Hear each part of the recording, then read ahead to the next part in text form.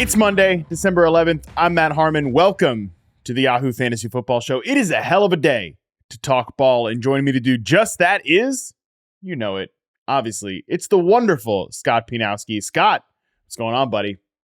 Well, not much. It's great to be talking to the lovely, the brilliant, the tireless Matt Harmon. And what would be better to be on your podcast, Week 14. We're getting really close to the fantasy playoffs. This was a big Sunday for a lot of people. Some people are happy right now. Some people are not happy.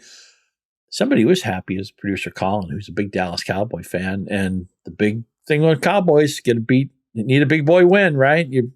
A lot of wins over teams that aren't contenders. Big boy win on Sunday night. Yes, it was a big boy win. It is Week 14. Week 14 was very interesting and really kind to us in a lot of different ways. Week 14, man, after tonight, only 3 more of these recap shows left, Scott. We are coming down to the wire here. The season has started to slip away like an avalanche, and that avalanche is exactly what fell on the Philadelphia Eagles on Sunday Night Football. Cowboys 33, Eagles 13. The lone touchdown for the Philadelphia Eagles comes from Jalen Carter, the rookie defensive lineman. Look, I thought the Cowboys were going to win this game. I thought Cowboys minus 3.5 was a good bet. I didn't think they'd win the game by quite this much, nor did I think the Eagles would be that much of a letdown offensively. And it's kind of doesn't it feel like, Scott, this performance from the Eagles has been building a little bit? Like, I know you've been talking about it. You said that the 49ers are clearly better than the Eagles for quite some time. And, I've been a little slower on that uptake, I think, than you've been. So that's a credit to you. Tonight really was a reminder to me that, like, what I think about the Eagles is, you know what? Yeah, they have a great record. They usually have better players than you do, like their opposing team. I'm not so sure that's the case with the Cowboys, who have just a stacked roster top to bottom.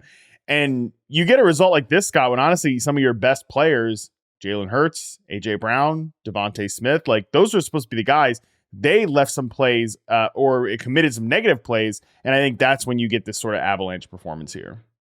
Yeah, the Eagles, when they were a 10-1 team, they didn't have the metrics that matched up to a 10-1 team. And they were the poker player hitting all their flush draws and straight draws. They were the driver hitting all the green lights. And we saw tonight 3 fumbles.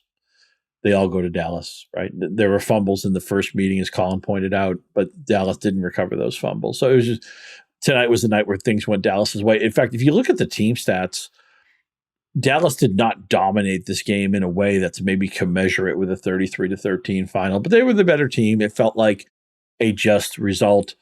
And yeah, I know we almost never talk. I got to mention this. I know we almost never talk about kickers on this show, and some people think they shouldn't even be in fantasy football.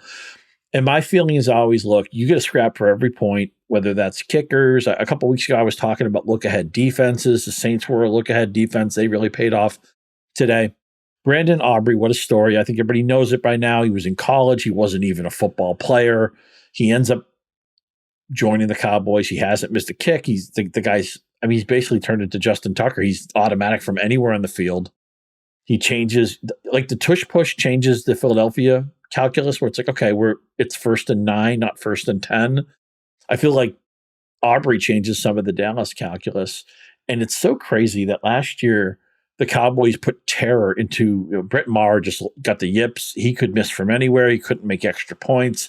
It was, even if you weren't a Dallas fan, it was hard to watch that. It's like watching a catcher who can't throw the ball back to the pitcher or something like that, or a putter, a golfer who can't make a 3-foot putt all of a sudden. And Dallas has gone from maybe the worst kicking situation in the league to the best. And that's just one of those things. And tonight you could see Mike McCarthy, who often looks really nervous in these games. He looked confident. I think he knew early on they had control of this game.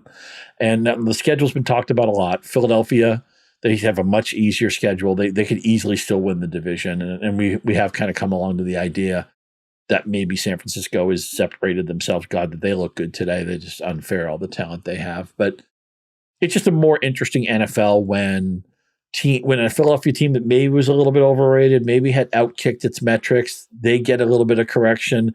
Maybe Dallas was due to put this win on the map against the legitimate contender. They do it. It just makes the whole NFL more interesting. It makes the MVP race more interesting. And Dallas has things you can set your watch by, right? CeeDee Lamb's great every week. Jake Ferguson, we talked about him a lot early in the season, how all those secondary metrics were good for him. Wait for it. He's become a really reliable player. And Dak Prescott's playing the best football of his career. So college basketball better if Duke is good. College football better if Notre Dame is good, right? Or Alabama. I'm not an Alabama fan, but they're in the college championship game. Maybe they college championship quarterfinals. Maybe they should semifinals. Maybe they shouldn't be. FSU went undefeated, but Alabama is a polarizing team. You love them, you hate them, and Dallas is that in the NFL. It's just a better league when the Cowboys are one of the teams that can win the championship, and that's what we have. Your point about Mike McCarthy was spot on. And it's weird, too, because it's actually a really good juxtaposition with the Eagles, who usually come in with this brash, bravado, confidence. And I mean, I think that trickles down from Nick Sirianni, the head coach. Whereas Dallas, I think Mike McCarthy, you're right, they usually have this like, oh boy, like what's going to go wrong type of energy. And it felt like that was inverse tonight, at least to me. Like it felt as if the Eagles were kind of like, a little tighter, a little more like what's going to go wrong? How can we? And then things went wrong. And it was almost like, geez, like how is this happening? And meanwhile, like Mike McCarthy, I don't know if he's still hopped up on the pain meds from his appendix surgery or whatever. I mean, shout out to him for even being out there, but he was just, that felt cool, calm, and collected. But you know what? Like for Dallas, that's earned confidence, man, because the run that they have been on since that 49ers Sunday Night Football beatdown. I mean, it's crazy that, again, Sunday Night Football in week 5 to Sunday Night Football in week 14, it feels like two completely different teams. It sure does. I love the way you analyze the body language where Nick Sirianni usually has that smug, I know something that you don't know look. Yes. And Mike McCarthy always looks like he showed up at a college class and he had the wrong date for the test. He thought the test was on Friday and it was on Wednesday and he hadn't studied. Remember that? So tonight was totally different. Let's also just point out some usage trends. The backfield for Dallas, 16 carries for Pollard, 12 carries for Rico Dowdle, and he got a touchdown. Pollard did catch 7 short passes, only 1 for Dowdle, but this at one point was entirely Tony Pollard's backfield, and Dowdle was getting not even enough touches to be considered as a flex. What the heck, flex guy? Or some people weren't even sure if he was worth it as a contingency upside pick. I think Dowdle certainly earned that. Not that he ran wild or anything, 3.8 yards a carry. We know Philadelphia's front line is pretty stout, but this has become more of a 1A, 1B or a 70-30 and 75-25, whatever it is. Dowdle is more important to them than maybe he was a month ago. And they've gotten some of the secondary receivers going. Michael Gallup catches a touchdown. Brandon Cooks just missed. He probably should have had a touchdown late in the game. I don't think he made the greatest adjustment on an absolute dime that Dak dropped in the corner of the end zone. So you need stars. CeeDee Lamb, star. Dak Prescott, star. Jake Ferguson's a very good football player. But you also need, Brandon Cooks is starting to maybe be the guy they, not tonight so much, but maybe the guy they expected. They're getting contributions from Gallup. We know the defense has been turnover heavy all year. Dallas isn't the best team in football. That's San Francisco. I think we've come to consensus on that. But that's second best team. It could be Baltimore. It could be Dallas. It could be a lot of different, Miami. It could be a lot of different teams right now. So we're at a point in the NFL where just a lot of things are in flux. The MVP odds seem to change every minute, every game, and all that stuff. And for the NFL, for the NFC to be maximum interesting, we wanted Dallas to win tonight. That's what writers always say. We're rooting for the story, right? We're not picking a side. We're just rooting for the story. The NFL's better because Dallas won tonight. They earned it. And it's just, you're a receiver guy. It's just nice to see CeeDee Lamb spreading his wings. A.J. Brown did have that fumble, but he was 9 for 94. He's a grown-ass man. Devonta Smith had some nice plays, unfortunately, in late fumble in this game. Dallas Goedert, just good to see him back on a football field because we need tight ends, man. And at least Goddard and Ferguson have earned the rights as must-start plays, and unless you're lucky enough to have somebody like who's the Browns tight end who went off today. I can't think of his name right now. David Njoku. Yeah, of course, David Njoku, the Joker. It's even nice to see him back. So we've had a year where scoring's been difficult. Today there were some scoreless games late, a 3-0 game in the NFL. You almost never see that. But it was just nice to see Dallas spreading its wings tonight. Colin's happy. And I'm happy because the NFL makes a little bit more sense. There's so much stuff you can't figure out. Nobody sees Zach Wilson throwing for 300 yards or Joe Flacco revitalizing the Cleveland passing game. But this was a result that made sense, where you connected dots and there was a linear pattern. And because that's not always common in the NFL, I appreciate it when we see it. Yeah, I think it would have been like a weird slap in the face if Dak, who was on a complete tear, coming into this game, the 7 games prior, they only lose once to these Eagles, and he has a 121.5 passer rating, 71% completion rate, 9.97 adjusted yards per attempt, which is absurd for a 7-game stretch. I mean, like, full stop, that's just stuff you don't see from an NFL quarterback over an extended stretch. It would have sucked and felt, like I said, a weird slap in the face if he comes in here and lays an egg against the Eagles team that, like we said, just really isn't playing to its full potential, just not playing like that 2022 team. So this result does make sense. I think you're so right to point out the usage trends, like getting, more out of less usage for Michael Gallup or less usage for Tony Pollard has been a good thing for this offense. So it feels like they figured it out. It feels like they have the right formula. And then the Eagles, I do think their box score is crazy, by the way. If you just they literally threw to 4 players. Like that's the Scott Pianowski special. And one of them, they only threw to him one time for a pretty nice 28-yard play. So they're still trying to figure things out. I'm not sure what the future holds for the Eagles this year. To me, it just feels like it's just not that year for them, but it does feel like it's that year for Dallas. So before we move on here, Scott, into the rest of the games that we got to talk about, the headliners, Dak Prescott, MVP? Yes, no? He's the front runner right now. He has to be. I agree. I think he has to be. And there's I'll say this: the main reason why is because what San Francisco holds the 1 seed right now. There's just such a referendum on how good is Brock Purdy, how much of it is his surrounding. Which is, I always say, the greatest thing and the most frustrating thing about NFL debates is that you can give as much credit or blame to anybody as you want. And a lot of people are just reluctant to come around on the idea that Brock Purdy maybe being an MVP candidate because he's being dragged by so many great players around him. But again, this is when the season really gets great. And we got a bunch of standalone games coming. We get Saturday games coming. We get 2 Monday night games coming.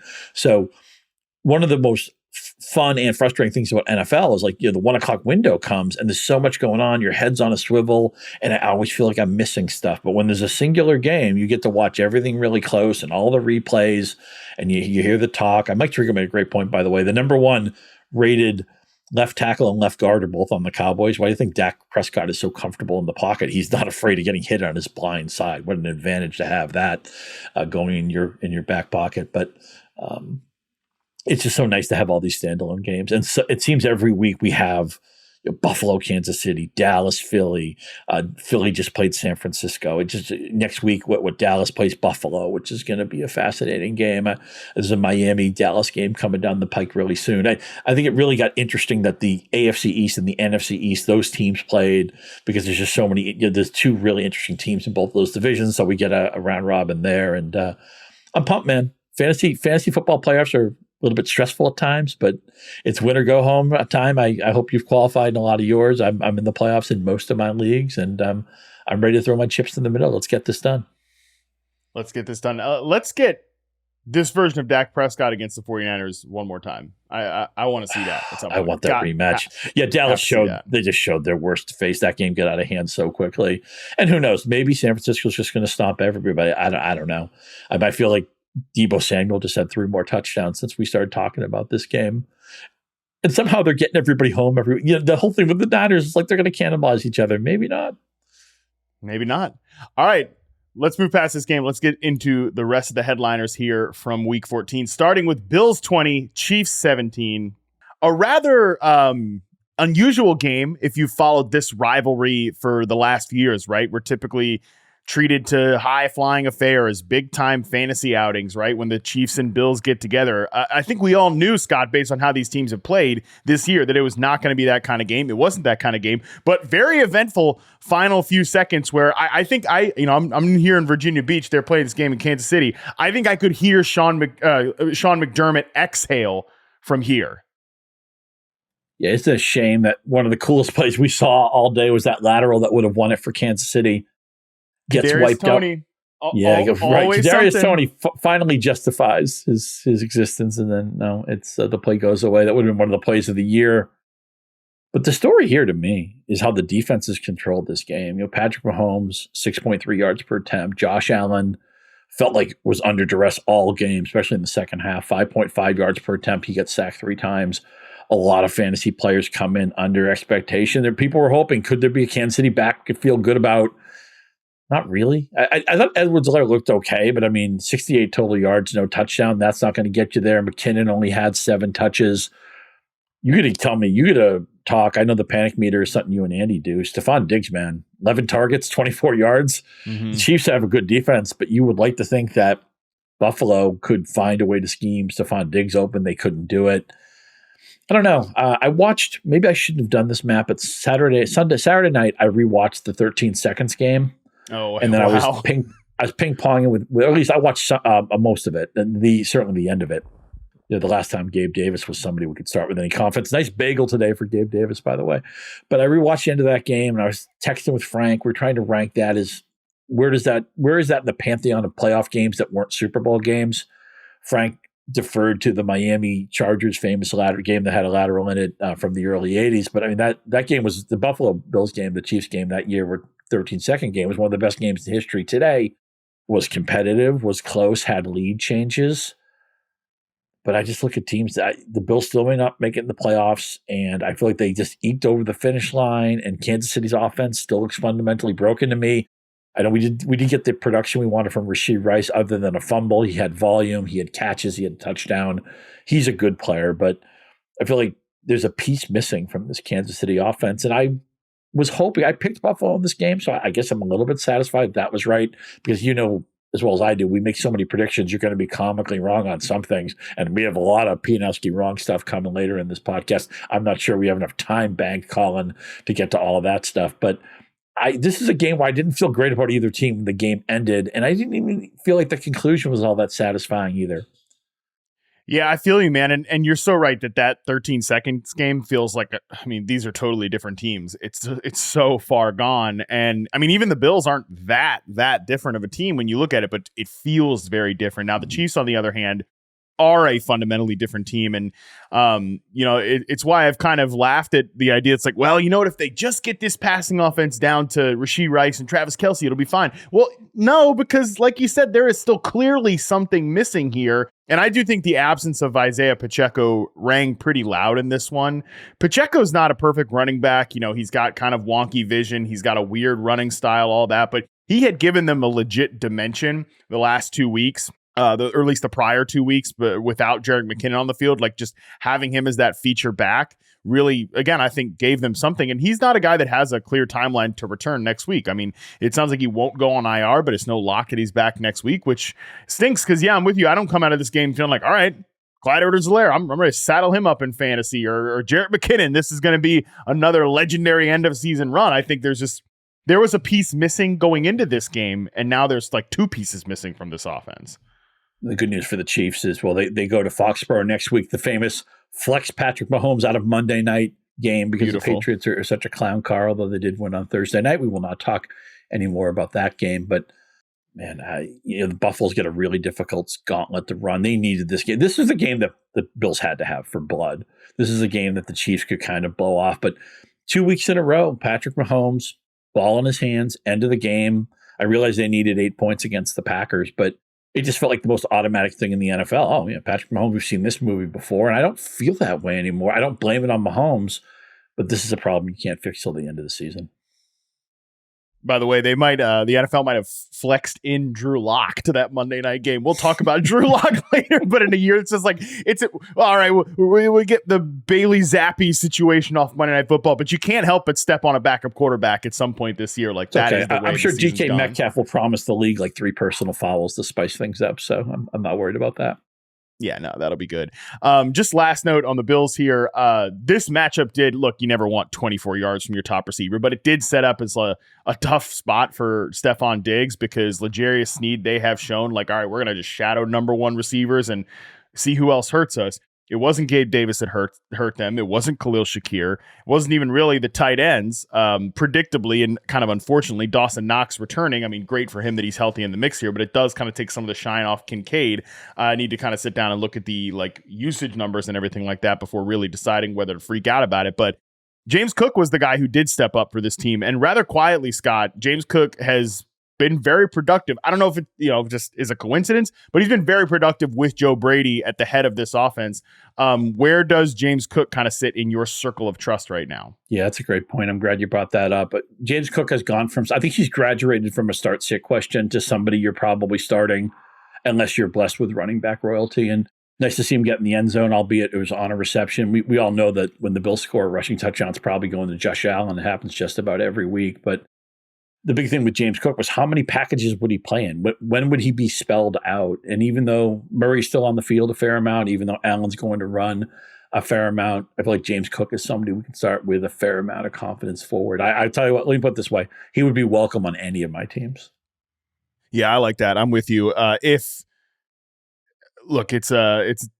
not a great spot next week. Dallas, I mean, it can be kind of hit or miss on defense, but you get the Chargers, you get the Patriots, you get the Dolphins to end the season for the Bills, who have just about a 21% chance right now, according to the New York Times, to make the playoffs. And, I kind of come away a little iffy on them coming out of this game. And I think we can move on from, those two, okay, whatever passing offenses to an extremely exciting passing offense. Scott Pianowski, the Cleveland Browns 31, Jacksonville Jaguars 27. I mean, Scott, people were kind of whispering it coming into this week. Did Joe Flacco just give the Browns their best quarterback performance of the season? I mean, you got to shout it now. It's an inarguable fact. Joe Flacco, and what I'm about to say, September me would have smacked somebody in the face if they heard them say this, but I'm gonna be the one to say it right now. Joe Flacco has given the Browns their best quarterback play of the season, period. No questions about it. They win this game. They beat the Jaguars, who have a hampered Trevor Lawrence. But I mean, Scott, there's so much getting activated for the Cleveland Browns from a passing game standpoint that just wasn't happening to start the season. Joe Flacco is saving David Njoku's season. Joe Flacco is kind of resurrecting Amari Cooper's season. I know Elijah Moore wasn't huge today, 3 for 42 on 6 targets. It might have been a little bit disappointing for people who needed him. I had him on the sleeper page because he was still under 50% rostered, but Elijah Moore had a pretty good game the previous week against the Rams. Joe Flacco will hold the ball and let some of these deeper routes develop, and he's still got the arm strength. I know he's 39 now, whatever it is, or he's about to be turned 39, something like that, but he's certainly better than the other backups they were using here. And we never knew what we were getting from Deshaun Watson week in, week out. I will say this, the Jaguars defense, man, they gave up some huge plays. The David Bell touchdown was just a bust. The walk-in, just one of those fluke plays. I think the Jaguars have to do a lot of self-scouting and try to figure out what they are. And they've got it for a team that's going to probably win its division.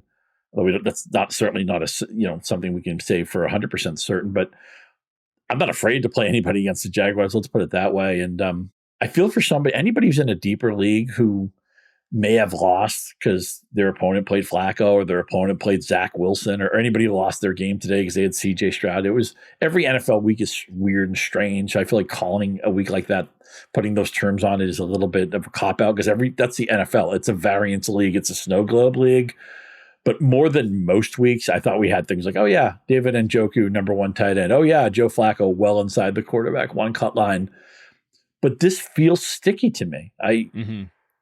Njoku's going to be a top 12 tight end. Elijah Moore and Amari Cooper are guys that with Cooper, you had to make sure he was healthy, but they're guys I feel good about. And also, maybe the lesser reported part of this is because of the offensive line problems, all the injuries the Browns have had, it's easier to mask those sorts of problems in the passing game than the running game. So this is a team, remember, just a few weeks ago, they were in that let's try to win every week 13-10 bucket. They're not in that bucket anymore. They're actually better off proactively throwing the ball. Only 1 sack. The running game averages 2.9 yards a carry.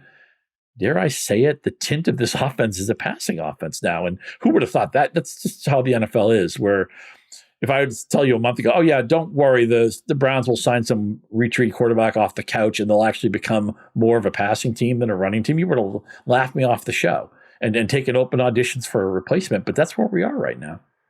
You know what the funny thing about that is, though, Scott, that obviously, again, it's nuts and it's totally unexpected to say Joe Flacco is the one that's doing this. But if you just think about the construction of this offense, like all those players you just named off, why can't this be a great passing offense? I mean, Amari Cooper, I don't care what any stat tells you. He has played his best football of his career, certainly in like a back-to-back sense, like 2 seasons over consistency-wise. He's played his best football of his NFL career in a Cleveland Browns uniform. That is my opinion. I believe that very strongly. David Njoku, like, he was in this kind of pop gun, low average depth of target role when the PJ Walker, Dorian Thompson Robinson offense was out there. But like, he's a legit playmaker at tight end. I mean, Elijah Moore, the guy's good. Like, I know I sound like a crazy person when I talk it because some of his stats don't match up to it, but like, he's a good player and he's open downfield and Flacco's taking those throws. Like, and if they get anything, right, like anything out of the David Bell, Cedric Tillman, these like highly drafted players the last couple of years, like, yeah, this is, I'm not saying it's loaded or anything, but these are damn good players. And I feel like Kevin Stefanski, you can see it when you're watching him during these games. Like, this is a guy who's certainly been on the ropes a couple, recently, the last 2 years, especially with the whole Watson thing. It's hard for him not to be because of the salary they gave Watson. Like, why isn't the offense working? Well, it's obviously got to be the coaching. But then you see Flacco run this offense, and today he was running it a little more on time, right? Like the time to throw is 2.77 as opposed to over 3 seconds according to Next Gen Stats. The ADOT's about the same.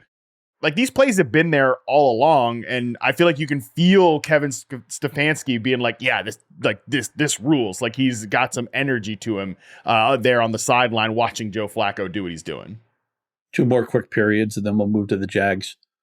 We always say, let your best players be your best players. 28 of the Flacco targets go to Njoku, Cooper, and Moore, his best players. And we also, there's a confidence. The Browns were hiding DTR. They were hiding PJ Walker where they were playing. I don't think they feel like they need to hide Joe Flacco. And that just opens up the playbook. Also, it's not hard to tell, even though Moore didn't have a great game today. They had reps with the Jets. That was an advantage. This was the team that was they couldn't. I feel like Kevin Stefanski had to take the playbook and throw like 70% of it in the trash with his backup quarterbacks. And now with Joe Flacco, he doesn't have to do that. On the other side of it, Jaguars-wise, I'm curious, like, what stands out to you? Because Evan Ingram certainly, he's finally getting in the end zone. He's not going to pull the Deontay Johnson, as you said a couple of weeks ago. But it's a pretty... I mean, I can't believe Trevor Lawrence played in this game, so I'm not like sure how much to take from a 5.1 YPA. He takes 4 sacks, he throws 3 picks. Like, I'm not sure what to take from all of this because, again, based on the Monday night reaction from Trevor Lawrence and just the vibe of that injury, I was like, oh, he's out for multiple weeks. He comes out and plays in this game. Like, where are you at with the Jags coming out of this one?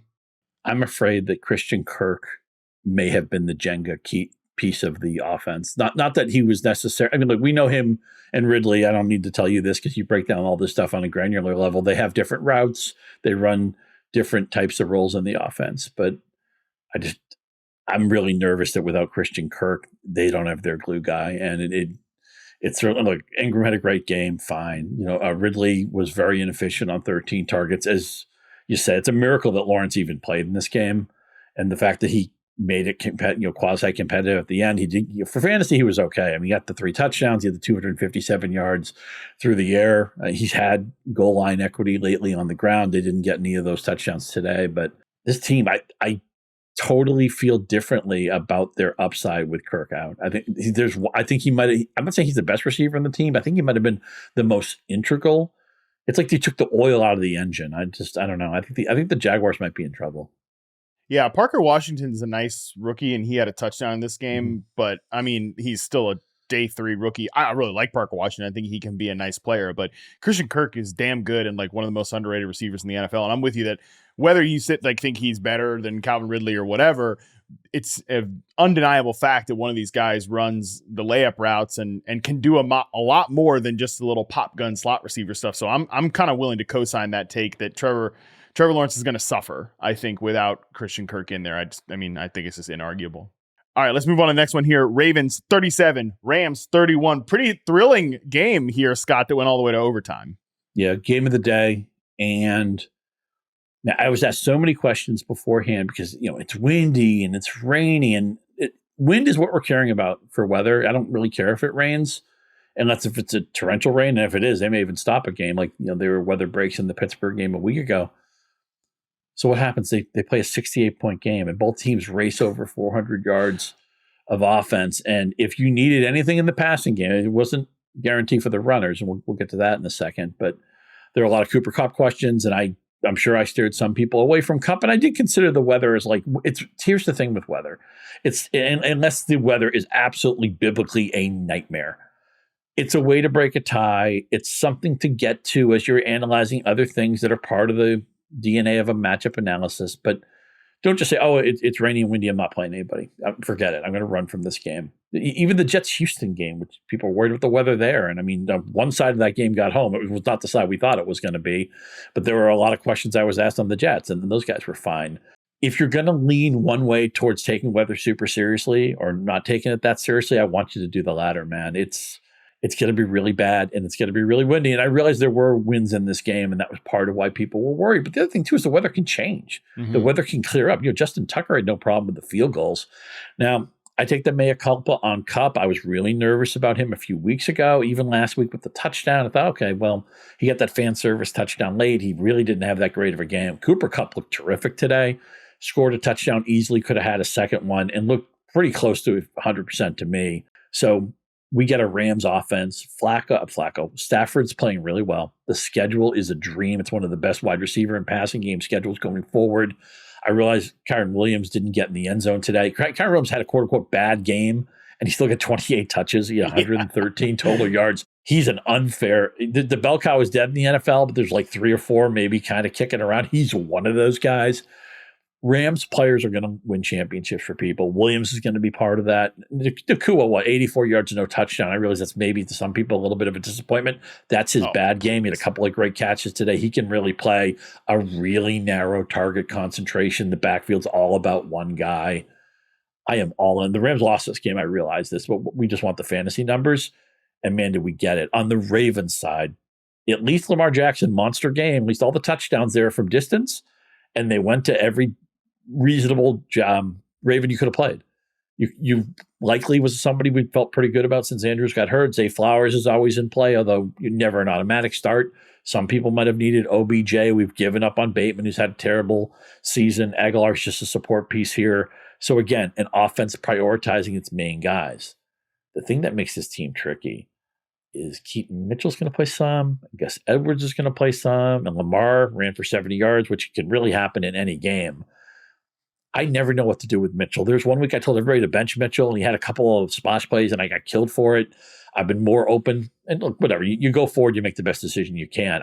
A lot of people were on the scene with Mitchell today. I said, well, he can make that one play and make your day. He did have a 27-yard run today, but 63 yards or 62 yards, no touchdowns. He only gets 10 touches. He's always, even when he plays more, he's going to split some with Edwards. He's going to split some with Lamar. And it's just a really kind of jumbled mess. Now, ironically, since Andrews got hurt, because likely isn't Mark Andrews, he's good, but he's not Mark Andrews. I feel like the Ravens passing game is so concentrated now. It's not maybe the matriculate the ball down the field offense. There was a lot of splash plays today, but man, 3 of them hit. Lamar ended up outscoring everybody by a bucket load. So today I think was a good referendum on weather, and it was a good referendum on 2 offenses where the quarterbacks are playing well. Jackson, quasi-MVP contender, but Stafford's been better than I expected. I think Sean McVay's been really hot. They have 110 points their last 3 games, and they get Washington next week. There's there'll be a lot of parade routes and a lot of championship DVDs going out to people who are in this game because they're well set up for success going forward. I mean, that was like pretty well broken down and perfectly said on both sides here. And yeah, I mean, that schedule for the Rams, Washington, New Orleans, the Giants in week 17. I mean, yeah, if you're upset about 84 yards from Puka Nacua, I mean, get a life. Like I have no sympathy for you. But that's the thing. And you made a good point about Cooper Kupp. I agree with you that every time I saw him, I thought he looked really good. Thought he was, making like downfield plays too, which they had kind of completely removed from his route tree going into this game. And that's the thing with Cooper Kupp. And obviously, ironically, it comes against what's theoretically his most difficult matchup. But man, Sean McVay and Matthew Stafford, they solved a lot of the problems that this Ravens defense was creating for people. But when you have a great player like Cooper Kupp, who is like not just stats wise, but also on-field performance, just not playing to standard, not playing what you know he's capable of, like sometimes, hey, maybe is this the cliff? Sometimes it can just like reverse course like that. And we've seen it with Keenan Allen this year, and I think this is like kind of a micro glimpse of that here. So I'm with you that I think Cooper Kupp is firmly like in the circle of trust. Puka obviously is. Even this Davis Allen guy, they didn't have Tyler Higbee today. This rookie tight end Davis Allen, another 5th round draft pick for the Rams. He had one drop, but otherwise, like he was looking good out there too. So this Rams offense is kind of cooking right now. Yeah, McVay's feeling it. I mean, they had a 3-game winning streak before today, and you lose a game in overtime on a punt return touchdown from a player nobody's ever heard of. Although maybe if anybody's heard of him, it'd be you, Matt. But Tylan Wallace, yeah, dude, I've got a reception perception profile on the website from Tylan Wallace. Yes, I do. You are the best, because I often talk about my Colorado league where we draft 400 players before the season and there's no transactions, and he was undrafted in that league. That's a league where every backup quarterback is drafted, where some kickers who don't have teams yet are drafted in the hopes that they may link up with a team. That's how deep that league goes. And Wallace was undrafted in our 400 pick league. Trust me, nothing kills me more than when people hit me up like, hey, dude, do you have a reception perception profile for this guy? I'm like, no, I don't. But the last 2 weeks, I'm on a hot streak with Parker Washington on Monday Night Football and Tylan Wallace. I'm like, yep, on the site. Go check it out. Let me tell you what, nothing about Tylan Wallace's game in that profile or his college would have made me think he was going to be the guy that wins the Ravens a game on a walk-off punt return touchdown. But hey, shout out to him. He did it. And this was a really good test case for, I think, Lamar Jackson, both in the NFL sense and in the fantasy sense. Was, again, not a perfectly clean game, anything like that. But I think it was fair to wonder, okay, if the Ravens defense ever lets them down, can they win a shootout in the passing game? They win a shootout in the passing game. Obviously, again, it's won ultimately because of a walk-off punt return touchdown, but still, Jackson did his part. And, I mean, he had been a guy, Jackson, that kept making his way into the people's panic meter, and Andy was just, up in arms. He didn't want to talk about that, nonsense type stuff, because Lamar is obviously so good, but the fantasy results were what they were. I think this game is going to give people a lot of sigh of relief feeling as they head into their fantasy postseason. Lamar's one of the all-time just let the game finish. Don't tweet about him in the first quarter if he looks bad or something, because he can just pile up points in a hurry. And today was like that. I don't think he played all that great. And of course Beckham, the Rams had no interest in covering Beckham on that long touchdown, but hey, it counts. So yeah, Lamar Jackson is. And look, nobody's got a floor, man. There are tons of good players who didn't score well today. And the quarterback position has been messier this year than any other year. So if you play Lamar Jackson in the playoffs and he has a 7 or 8 point game for you, guess what? That can happen. Right now, the Chiefs don't look good on offense. Jared Goff had a terrible game today. We'll talk about that a little bit later. Nobody's going to be good every week. It used to be that the offenses you could set your watch by, the quarterbacks you could set your watch by them. That's not true anymore. So if Lamar Jackson finishes the season where he only lets you down maybe 2 or 3 times, that's actually so much of a win. Keep an eye, speaking of Jenga pieces, we talked about Christian Kirk, keep an eye on Kyle Hamilton, the Ravens safety. Left this game's going to get an MRI on Monday. I do think there's a chance that he could be maybe not a Jenga piece, but a big difference maker in that defense if he has to miss his time, because he was so unbelievable so far this year. Let's move on to the next game. Maybe not quite as exciting from a fantasy perspective, but a pretty important game nonetheless. Buccaneers 29, Falcons 25. Scott, I mean, don't look now, but Bucks, they might win the NFC South. Yeah, apparently, just in from the NFL, they will send an NFC South representative to the playoffs. The Falcons kind of went against type in this game, because normally we think of them winning these ugly games and their fantasy guys drive us crazy. Today, it was a great fantasy day, and they had a huge advantage in yardage over the Bucs. They had 8.7 yards per pass for Ritter. It was only 5 for Baker Mayfield. How did the Falcons blow this game? Well, for fantasy, I'm not sure I even care. Drake London was terrific, had a couple of awesome catches, did have a catch at the end of the game that unfortunately was just 3 or 4 yards short of the end zone, but he looked really good. He drew 11 targets. We saw a long touchdown from Kyle Pitts. Bijan Robinson was okay. 88 total yards, a touchdown, 15 touches. I'll take that. I thought Ritter actually played pretty well. There's always going to be a couple of what was he thinking on that play things with Desmond Ritter, but I mean, again, 347, 8.7 yards per attempt. He ran for a touchdown. That's fine. I don't know how they lost this game, because the Buccaneers, Rachaad White was pretty good, but the quietest Mike Evans game you're ever going to see. He only catches 1 pass, 6 targets, 8 yards. So he was locked up. It's like, well, how did they win this game? Were there a bunch of turnovers? No. Was there a special teams touchdown? No. Just the Buccaneers had to have a drive at the end of the game. They put it together. Baker Mayfield did account for 3 touchdowns, but again, all the metrics and stats and efficiency things that I look at from a football game that explain who should win and who should lose, they all point to the Falcons. So congratulations, Atlanta. You found a way to lose a game where I feel like you were the better team for about 3 hours.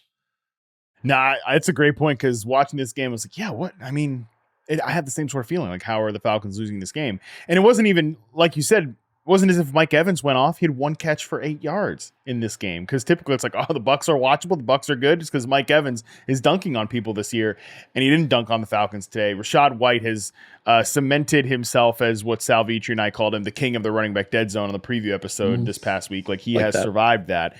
But yeah, man, Falcons, I mean, this is tough, because this is exactly what we want to see from their playmakers from a fantasy perspective, but obviously they lose. I will say this, though, Scott.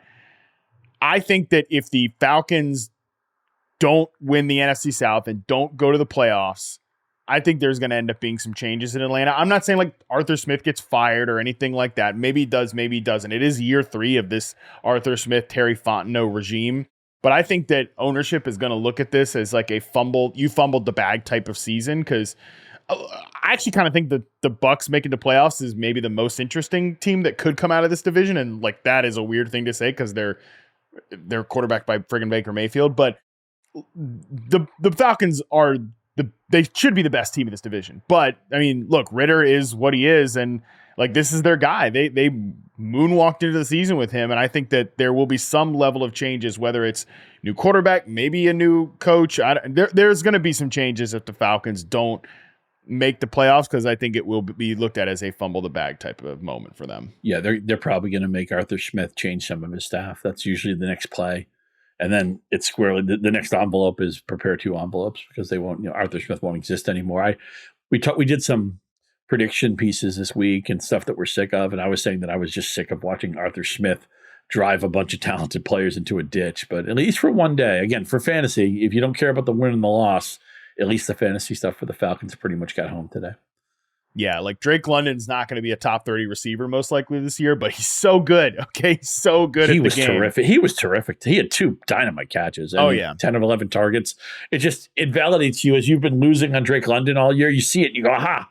That's why I thought Drake London, that's what he did at the end of last year. That's what he did at USC. This is why I was a Drake London fanboy, because the guy can play football, man.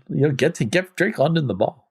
Yeah, and then you see Desmond Ridder on that interception. It's just like, oh my God, how could you throw that? And you're like, oh, right, that's why I probably should have not gotten that excited about Drake London. But I mean, look, you bet on talent long-term at the position. I think that's a talent you should absolutely bet on. Sure. Moving on to the next one here, Bengals 34, Colts 14.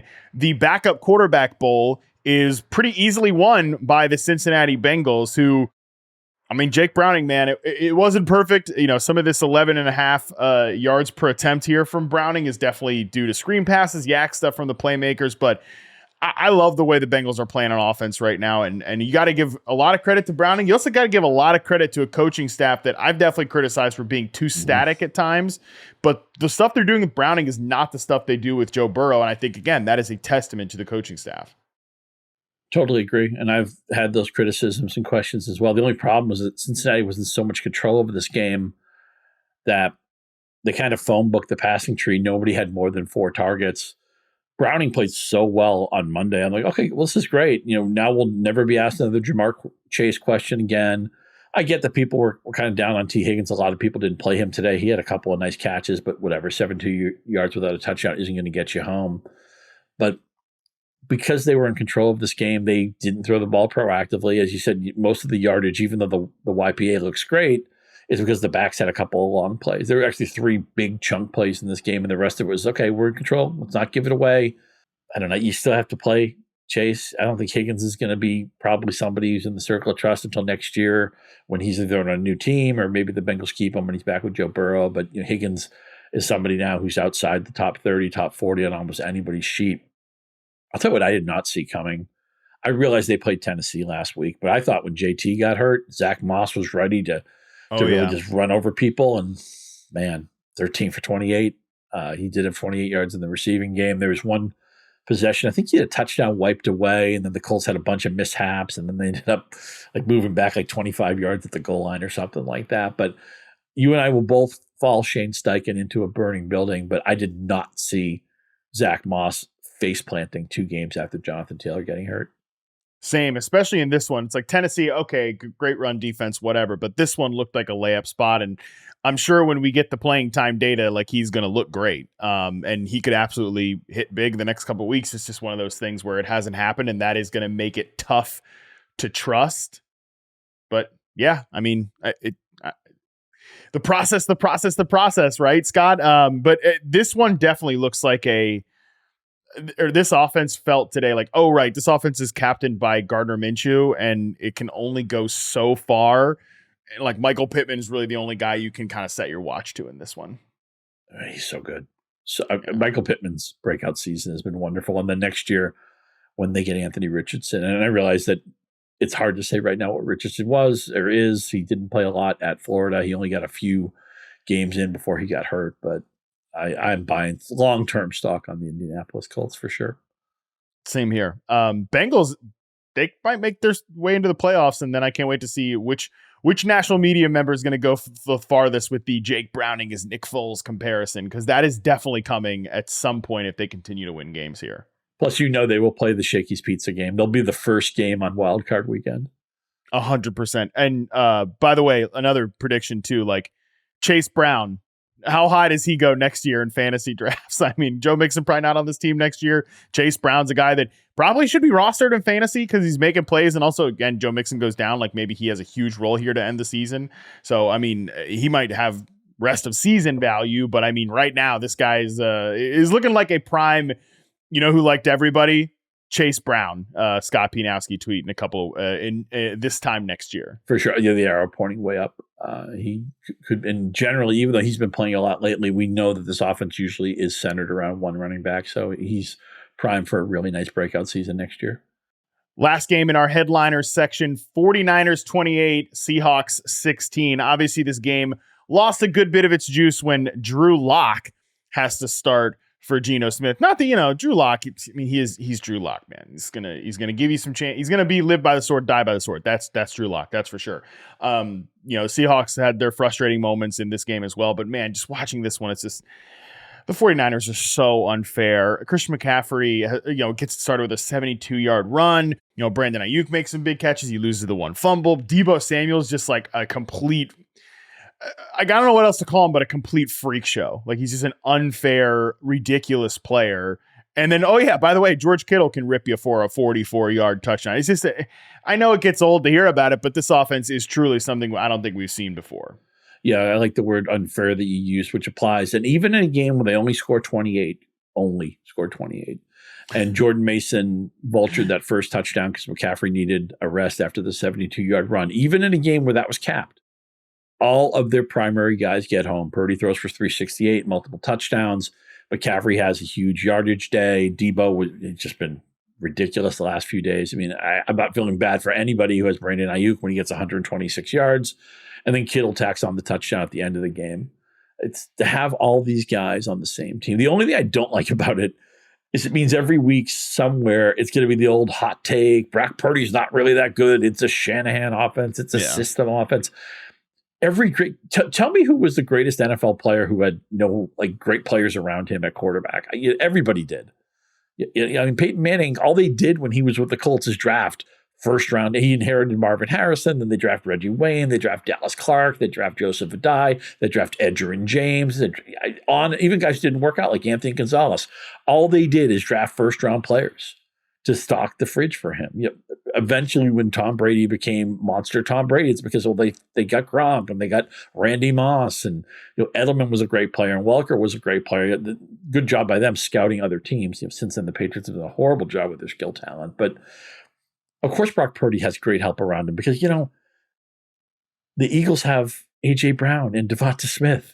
And, Travis Kelce and Tyreek Hill were part of the Chiefs world for so long. And it's been so frustrating that there's obviously no replacement for Tyreek Hill, but great players are always going to have great players around them. That's kind of the way football works. It's such a team game, but we talked last couple of weeks about we thought the 49ers were the best team in football. No big surprise here. I don't think there's any reveal. Just keep pushing play on these guys. As far as the Seahawks go, got some DK questions today, got some Lockett questions today, and it was a variety. Some people, it made sense to start those guys. Some guys maybe didn't play them.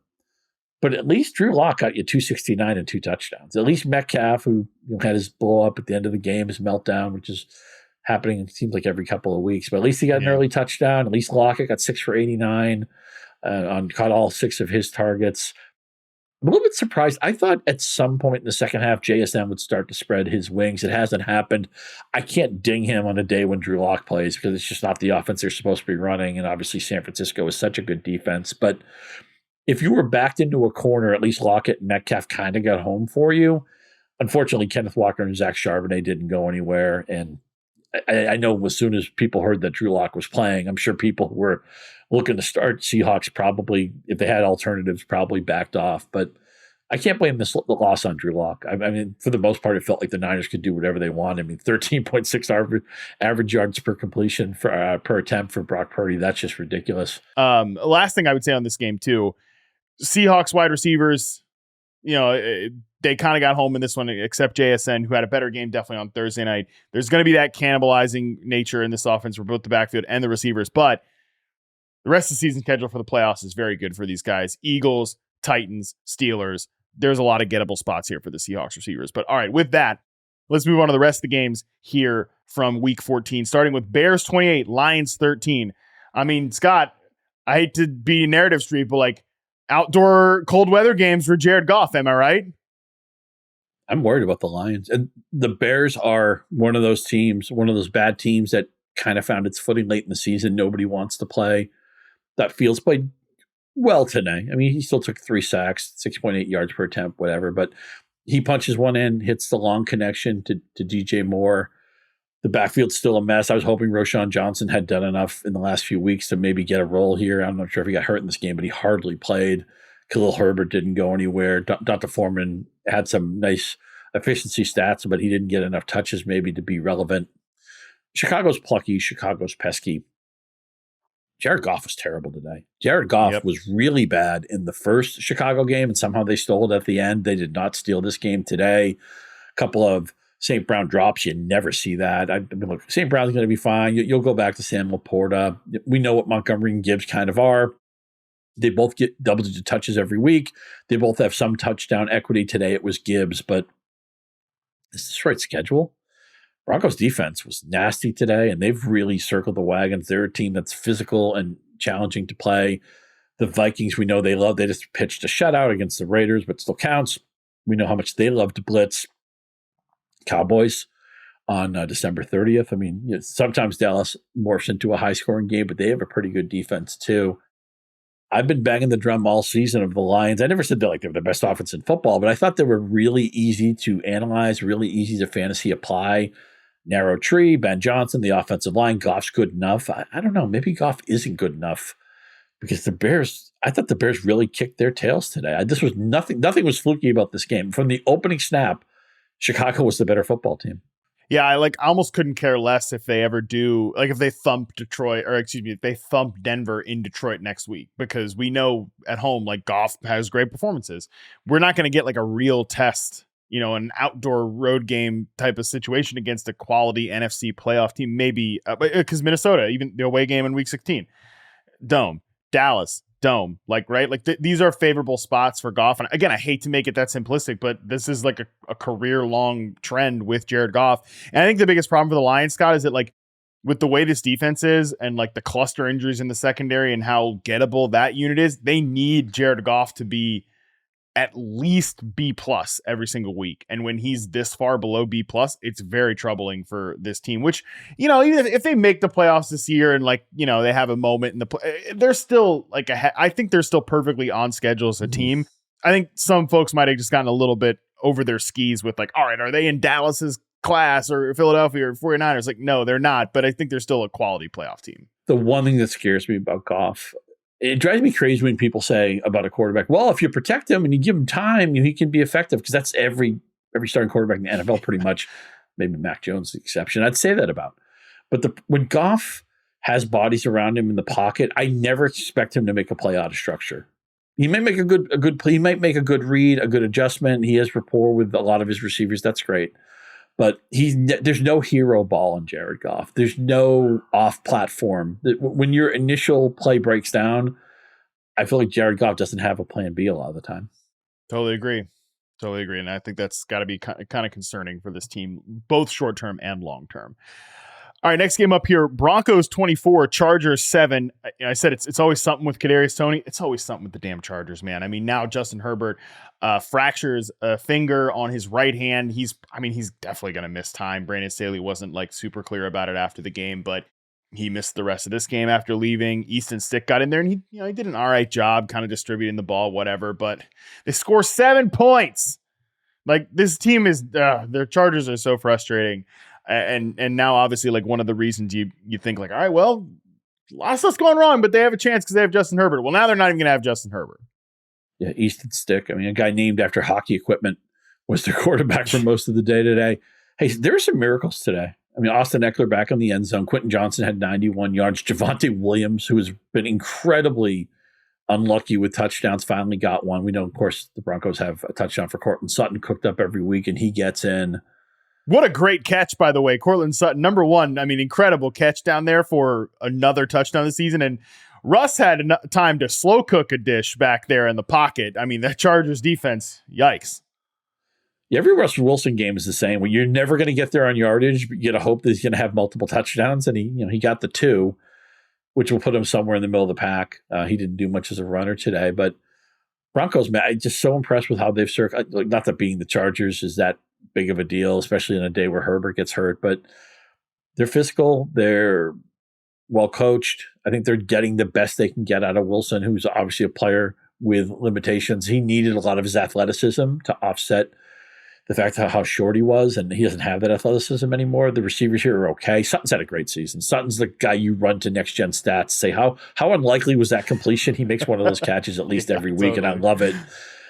And I'll tell you what, I hit a prop on Quentin. Again, I was wrong on a ton of stuff today. I probably gave out more bad Cooper Kupp advice than anybody today, even as I said that the rain isn't a big deal. But I still told people not to play Kupp here and there, and I'm sure those people are unfollowing me as we speak. But I did hit a Quentin Johnson prop today, 3 for 91 on 4 targets. And with the Chargers, they're not going to the playoffs, right?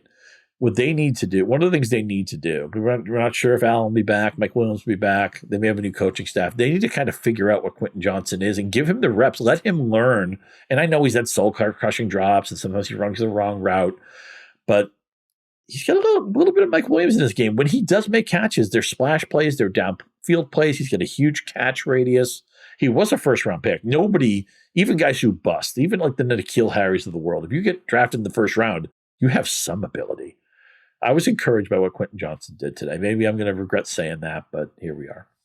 I'm with you. The Easton Stick gave him a chance to make a play, and like he made it, which is, again, you just want him to stack those moments here as your season closes out. But, well, Tom Telesco, GM, might not be back. Brandon Staley, I think, is definitely not going to be back. So a lot of questions here to answer for the LA Chargers down the stretch. Let's move on here to Jets 30, Texans 6. These last 3 games are rough, so we can definitely pick up the pace here. Scott, what do you got on this one?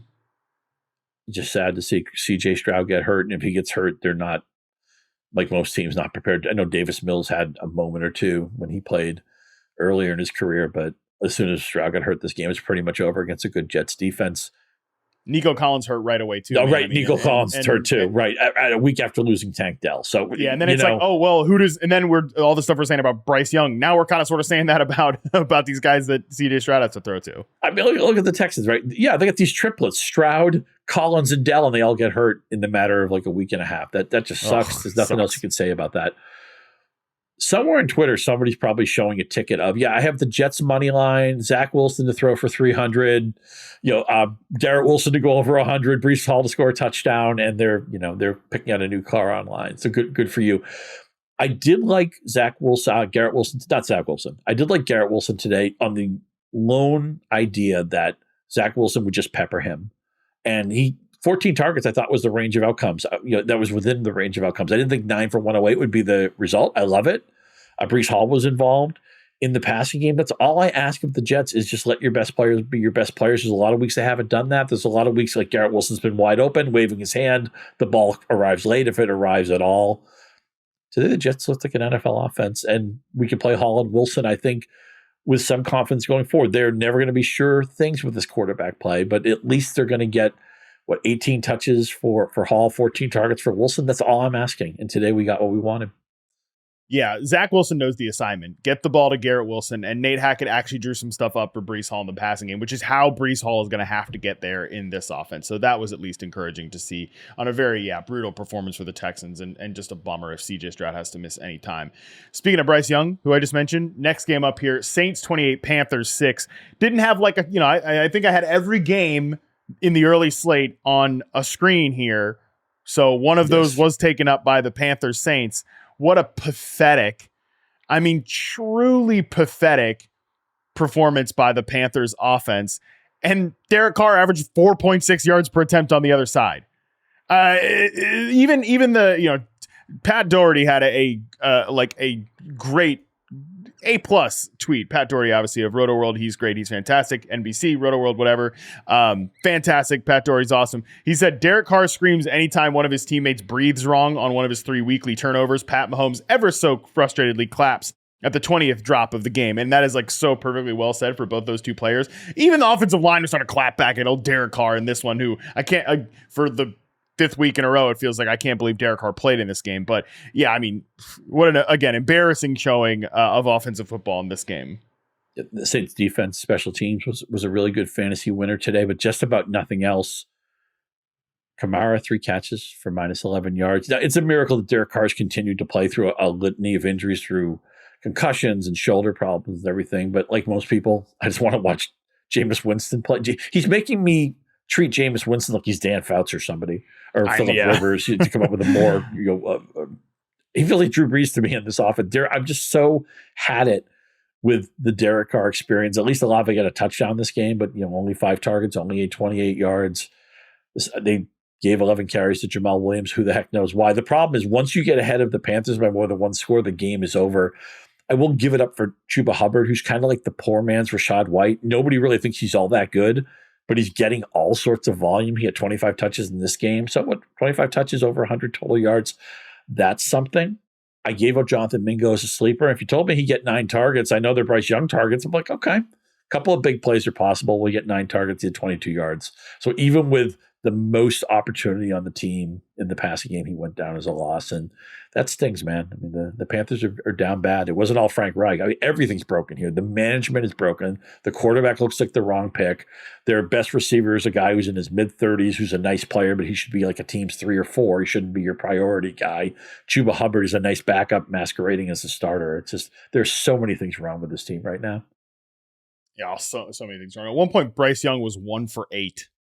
1 for 8, and Jonathan Vilma, who called the game, was really making some great points about Bryce Young's pocket presence and everything. And I don't blame his pocket presence for being bad, because he gets mashed like every couple of plays. So yeah, everything's wrong with the Panthers. He's never going to get taller. He's always going to have problems negotiating an NFL pocket. God, just disaster. Speaking of disaster, final game we get to talk about here: Vikings 3, Raiders 0. Yeah, that's right. I'm not missing any points there.